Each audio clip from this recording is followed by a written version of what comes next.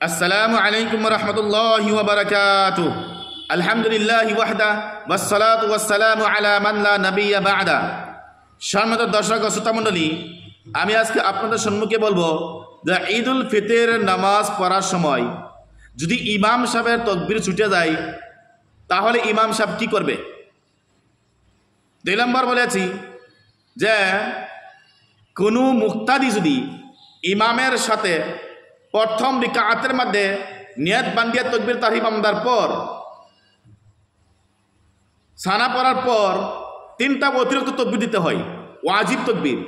যদি কোনো ইমামে মুক্তাদির যদি এই ওয়াজিব তাকবীর যদি ইমামের সাথে ছুটিয়ে যায়, তারপর যদি আসিয়া যদি নামাজের মধ্যে শরিক হয়, ওই মুক্তাদি এই 3 তাকবীর কি হিসাবে দিবে। 3 তাকবীর যদি আদায় না করে তার নামাজ হবে না। এই 3 তাকবীর আমরা কি হিসাবে দিতে হবে। অথবা 2 নম্বর রেকাতের রুকুত যাওয়ার আগে আগে অতিরিক্ত 3 তাকবীর দিতে হয়। যদি কোনো মানুষ এই 3 তাকবীর যদি আইয়া না পায় তাহলে আমরা এই 3 তাকবীর কি হিসাবে আদায় করব। অথবা কোনো মুক্তাদি যদি ইমামকে আসিয়া আত্তাহিয়াতু তাশাহুদ পড়ার মধ্যে আসিয়া পায়, প্রথম 2 রাকাত পারছে না, তো ওই ব্যক্তি ওই 2 রাকাত নামাজ কিভাবে আদায় করতে হবে আমি আজকে আপনাদের সম্মুখে এই বিষয় নিয়ে আলোচনা করব। প্রথম প্রশ্ন ছিল মুহতারাম সামনে কাম, ইমাম সাহেব যদি তার অতিরিক্ত তাকবীর যদি 1টা বা 2টা বা 3টা ছুটিয়ে যায় তো ওই ব্যক্তি ইমাম সাহেব কি হিসাবে নামাজ আদায় করবে। মুহতারাম সামনে কাম, তার উত্তর হয়েছে ইমাম সাহেবের যদি কোনো ভুলক্রমে ছুটিয়ে গেছে, প্রথম দেখতে হবে এই জমাত দেখতে হবে, জমাটা কত বড়। আমরা যে ইমাম সাহেবের যে নামাজ পড়াইতেছে এই জমাটা কত বড়। যদি ইমাম সাহেব যদি তাকবীর ছুটিয়ে গেলে আপনার সহসিজদা দিতে হবে।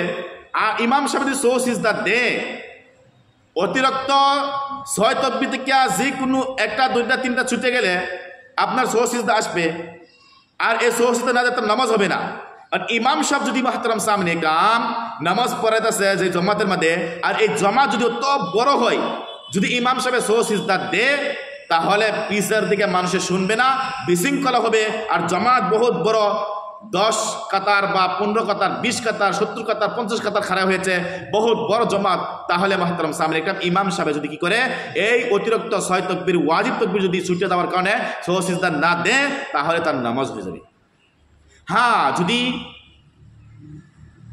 ইমাম সাহেব যে জমাতের মধ্যে নামাজ পড়াইতেছে এই জমাতের মধ্যে যদি কম কাতার হয়, 2 কাতার বা 3 কাতার বা 1 কাতার হয়, আর মানুষে সহসিজদা দেয় অতিরিক্ত 6 তাকবীর বা 3 তাকবীর বা 2 তাকবীর কোনো ভুল ক্রমে ছুটি যাওয়ার কারণে যদি সহসিজদা দেয়, সহসিজদা দিলে কোনো অসুবিধা হবে না মুক্তাদির, তাহলে মুহতারাম সামনে কাম সহসিজদা দিতে হবে। যদি সহসিজদা না দেয় ইমাম সাহেব তাহলে তার নামাজ হবে না। 1 নম্বর প্রশ্নের উত্তর পাইছি আমরা। 2 নম্বর প্রশ্ন ছিল ইমাম সাহেব নিয়াত বান্দিয়া আল্লাহু আকবার তাকবীর তাহরিমা বান্দিয়া সুবহানাকা পড়িয়া অতিরিক্ত 3 তাকবীর মারি দিয়েছেন, তারপরে একজন মানুষ শরীক হয়েছে, আসিয়া দেখে যে ইমাম সাহেব কিরাত করতেছে, ওই ব্যক্তির অতিরিক্ত 3 তাকবীর ছুটে গেছে, মুক্তাদি ওই ব্যক্তি 3 তাকবীর কি হিসেবে আদায় করবে। তার উত্তর হয়েছে ওই ব্যক্তি যদি ইমামকে আসিয়া পায় যে কেরাত করতেছে, প্রথম রেকাতের কেরাত করতেছে, আলহামদুলিল্লাহ সূরা পড়তেছে, বাজিকুল কেরাত করতেছে, তো ওই মুক্তাদি প্রথম নিয়াত বান্দিয়া তাকবীরে তাহরিমা বানবেন। বান্দার পর এই মুক্তাদির যে 3টা অতিরিক্ত তাকবীর ছুটে গেছে, ওয়াজিব ছুটে গেছে, ওই মুক্তাদি ইমাম সাহেব কেরাত পড়তেছে আর ওই মুক্তাদি তাকবীর তাহরিমা বান্দিয়া 3টা অতিরিক্ত তাকবীর দিতে হবে। দেওয়ার পর ইমামের সাথে কেরাতের মধ্যে শরীক হবে। অর্থাৎ তাকবীর কি হিসেবে দিবে, আল্লাহ নিয়ত বান্দিয়া প্রথম আল্লাহু আকবার কইরা নিয়ত বানতে হবে, তারপর সুবহানাল্লাহ পড়তে হবে। যে ইমামের মুক্তাদির নাকি প্রথম রেকাতের মধ্যে 3 তাকবীর অতিরিক্ত ওয়াজিব তাকবীর ছুটিয়ে যায়, ওই ইমামের ওই মুক্তাদির প্রথম নিয়ত বানবেন, নিয়াত করিয়া তকবীর তাহরিমা বানবেন, সুবহানাকা না পড়লেও টেনশন নাই, মুস্তাহাব। আপনি বলতে 3 তকবীর মার দিবেন, আল্লাহু আকবার, আল্লাহু আকবার। 2 নম্বর তকবীরে হাত বাঁধবেন, আল্লাহু আকবার হাত বাঁধে দিবেন। তারপর আপনি ইমামের পিছনে কেরাত শুনতে থাকবেন। এটা হয়েছে প্রথম রেকাতের মধ্যে যদি কোনো মুক্তাদির ইমামের সাথে 3 তকবীর যদি অতিরিক্ত ওয়াজিব তকবীর যদি না পায়, তার পড়ার নিয়ম হয়েছে এটা, ইমাম সাহেব কেরাত পড়তে থাকবে আর ওই ব্যক্তি আসিয়া নিয়াত করিয়া তকবীর তারিফ বাঁধিয়া আল্লাহু আকবার অতিরিক্ত 3 তকবীর মারিয়ে দিবেন, আল্লাহু আকবার 3 নম্বর তকবীরতে হাত বাঁধিয়ে দিবেন। তারপর ইমাম সাহেবের পিছনে আপনি কেরাত শুনতে থাকবেন। তাহলে মাহতারাম সামনে কাম, আমি 2 নম্বর প্রশ্নের উত্তর বুঝতে পারছি। 3 নম্বর প্রশ্ন ছিল মাহতারাম সামনে কাম যে 2 নম্বর রেকাতের রুকুত যাওয়ার আগে আগে কি করতে হয়? 3 তকবীর দিতে হয়, অতিরিক্ত ওয়াজিব তকবীর। যদি কোনো মুক্তাদির যদি এই 3 তকবীর যদি ছুটিয়ে যায়, প্রথম রেকাত তো ছুটে গেল, পাইল না, 2 নম্বর রেকাতের মধ্যে রুকুত যাওয়ার আগে আগে অতিরিক্ত 3 তকবীর দিতে হয় ইমামের পিছনে। ইমামের পিছনে 3 তকবীর দিতে হয়। ইমামে 3 তকবীর দিয়া অতিরিক্ত 3 তকবীর দিয়া রুকুর মাঝে চলে গেছে। তারপর একজন মুক্তাদি আসে কি করলো? শরিক হইল। মুক্তাদি আসিয়া দেখে ইমাম সাহেব রুকুর মাঝে চলে গেছে। ইমাম মুক্তাদি ভাবতেছে যে আমি তো 3 তকবীর দিচ্ছিলাম, 3 তকবীর দিতে হবে। হ্যাঁ, আপনি 3 তকবীর কি হিসাবে দিবেন মুক্তাদি?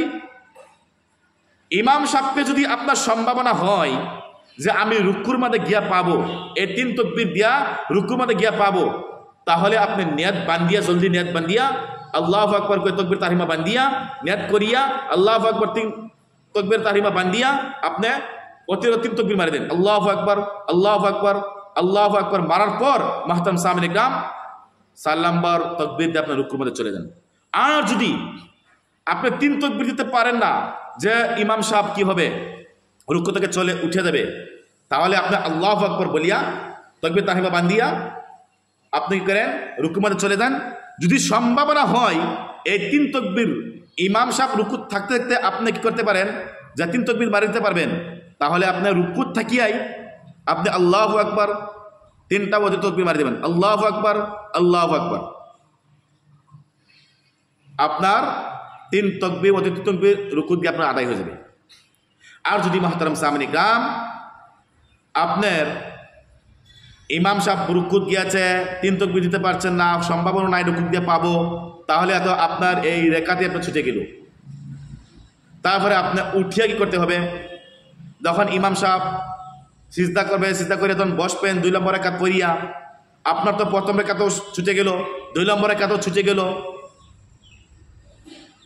আপনার 2 নম্বর প্রথম রেকাত ছুটে গেল। ইমাম সাহেব তাশাহুদ পড়িয়া দুরূদ পড়িয়া সালাম ফিরাইলো, দোয়া মাসুবার সালাম ফিরাইলো, আপনি উঠে দেবেন। উঠে যাওয়ার পর প্রথম এই মুক্তাদি কি হিসাবে নামাজ আদায় করবেন? আপনি উঠছেন, উঠার পর আপনি হাত বাঁধছেন, আল্লাহু আকবার কই আপনি ইমাম সাহেব সালাম ফিরাইছে, আপনি উঠছেন, আপনি 1 রেকাতও পারছেন না, আপনি উঠছেন। উঠার পর মুহতারাম সামিনে কাম এই মুক্তাদি যে 2 রেকাত নামাজ পড়বেন নিজে নিজে, প্রথম অতিরিক্ত 3 তকবীর দিবেন, আল্লাহু আকবার, আল্লাহু আকবার, আল্লাহু আকবার, হাত বাঁধবেন, আউযুবিল্লাহ বিসমিল্লাহ পড়ে একটি সূরা ফাতিহা পড়বেন, সূরা ফাতিহা সূরা মিলাইবেন, মিলাই পর রুকু যাবেন, সিজদা যাবেন, সিজদা আবার উঠবেন। উঠার পর 2 নম্বরে কাতের জন্য আপনি কি করবেন? ইমাম সাহেব তো সালাম ফিরাইয়া আপনি ইমামের কাম করতেছে, আপনি 2 রেকাত ছুটে গেল, আপনি 2 রেকাত কিভাবে পড়বেন সেই কথা আমি বলতেছি। 2 নম্বরে কাত আপনি প্রথম উঠিয়া বিসমিল্লাহ পড়বেন, আউযুবিল্লাহ বিসমিল্লাহ পড়বেন, আলহামদুলিল্লাহ সূরা পড়বেন, তারপর আপনি যে কোনো সূরা মিলাইবেন, মিলানোর পর রুকুত যাওয়ার আগে আগে, রুকুত যাওয়ার আগে আগে আপনি অতিরিক্ত 3 তকবীর মারি দিবেন। মারি দেওয়ার পর মুহতারাম সামনে রুকুত যাবেন, রুকুত যাওয়ার পর আপনি রুকু থেকে উঠবেন, সিজদা যাবেন, সিজদা থেকে উঠবেন, আবার সিজদা যাবেন, সিজদা থেকে আবার উঠবেন। উঠার পর আপনি তাশাহুদ পড়বেন, যে সময় নামাজ আদায় করি সেই নামাজ আদায় করার পর দুরূদ শরীফ পড়িয়া দোয়া মাসুরা পড়িয়া আপনি সালাম ফিরাইবেন। আপনার মুহতারাম সামনে গ্রাম 2 রেকাতে ইমামের পিছনে ছুটিয়ে গেছিল, পাচ্ছিলেন না, তাশাহুদ পাচ্ছিলেন, তাহলে আপনি একলা একলা আপনি 2 রেকাত নামাজ পড়বেন, এই সময় নামাজ আদায় করবেন, আপনার নামাজ হয়ে যাবে। আর মুহতারাম সামিন একরাম যদি কোনো মানুষে প্রথম রেকাত পাইছে না, 2 নম্বর রাকাত পুরা পাইছে, কারণ রুকু সুকু সব পাইছে, বা 3টা অতিরিক্ত জায়েদ তাকবীরও পাইছে, প্রথম রাকাত পাইছে না, তো ইমামের সাথে মুহতারাম সামনে গ্রাম ওই ব্যক্তি 2 নম্বর রাকাত পড়বেন। পড়ার পর ইমাম সাহেব তাশাহুদ পড়িয়া দোয়া মাসুরা পড়িয়া দুরূদ ইব্রাহিম পড়িয়া সালাম ফিরাম ওই ব্যক্তি উঠে যাবেন।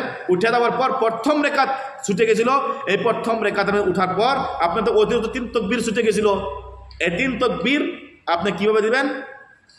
প্রথম আল্লাহু আকবার, আল্লাহু আকবার, আল্লাহু আকবার বলিয়া আপনি আউযুবিল্লাহ বিসমিল্লাহ পড়বেন। বিসমিল্লাহ পড়ার পর আপনি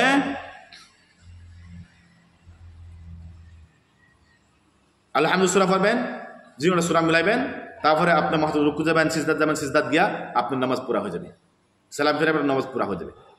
এই হিসেবে মুহতারাম সামিল ইকরাম, যদি কোনো মানুষের মুক্তাদি হোক বা ইমামে হোক, যদি ইমামের ছুটিয়ে যায় তার দেখতে হবে, জমাত দেখতে হবে কত বড়, যদি বিশৃঙ্খলা না হয় তা সহজ দিতে হবে, আর যদি বিশৃঙ্খলা হয়ে যায় সহসিজদা না দিলেও চলবে।